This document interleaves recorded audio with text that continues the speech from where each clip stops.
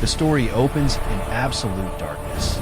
Not the peaceful kind, but the heavy, suffocating darkness that presses against the mind.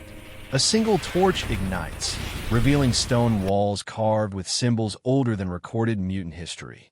This is the Dungeons of Doom, a place that exists outside time, built not to imprison bodies, but to break souls. A narrator explains that Dungeons of Doom is not one story, but many.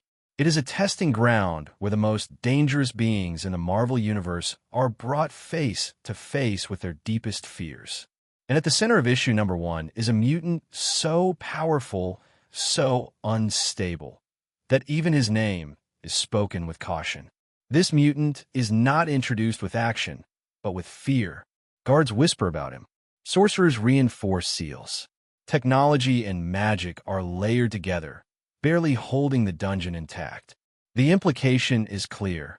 If this mutant escapes, reality itself may suffer. As the cell door opens, we see the mutant chained, not because chains can stop him, but because the ritual demands symbolism. His powers are not flashy. They are subtle, terrifying, and capable of rewriting outcomes. Doom itself is watching, monitoring from afar, curious rather than concerned. The first trial begins without warning. The dungeon shifts, walls moving like living creatures. The mutant realizes quickly that this place reacts to thoughts, not actions.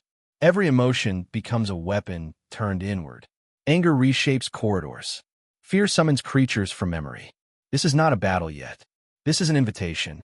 And the dungeon has just learned what kind of monster it has invited inside.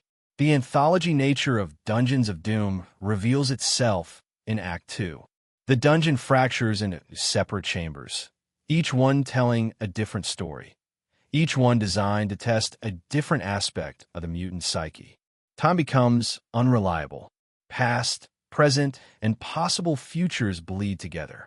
In one chamber, the mutant relives the moment his powers first manifested. And uncertainty is dangerous, because the mutant has realized something the dungeon never anticipated. It can only control stories with endings. Doom senses the shift immediately. Monitors flare. Arcane readings spike beyond acceptable limits. The dungeon is no longer guiding the narrative. It's reacting to it. The mutant is no longer subject. He's becoming an author. The trials escalate violently. Monsters born from pure concept attack. Manifestations of extinction, entropy, and annihilation. These are not enemies meant to be defeated, but overwhelmed by. The dungeon wants a conclusion, any conclusion, but the mutant refuses to give it one. Instead of unleashing his full power, he bends it inward. He fractures probability. Attacks miss because outcomes refuse to settle. Time loops stutter.